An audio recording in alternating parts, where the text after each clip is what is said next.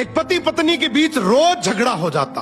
पति दिन भर बाहर मेहनत करके घर आता, पत्नी से किसी न किसी बात पर झगड़ा हो ही जाता। रोज रोज के झगड़े से पति तंग आ गया। एक दिन उसने अपनी पत्नी को प्यार से समझाया कि तू रोज मुझसे लड़ा मत कर।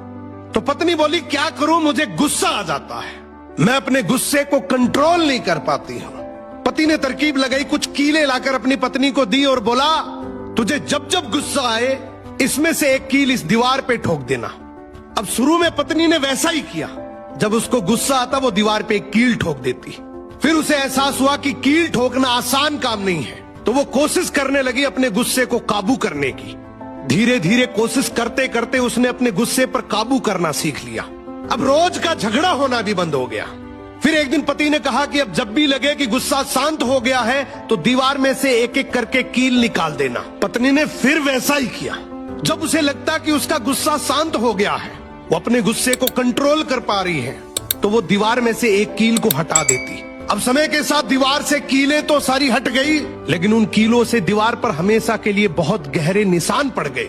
अब उस पति ने अपनी पत्नी को जो समझाया वो हमारी जिंदगी में बहुत काम आएगा।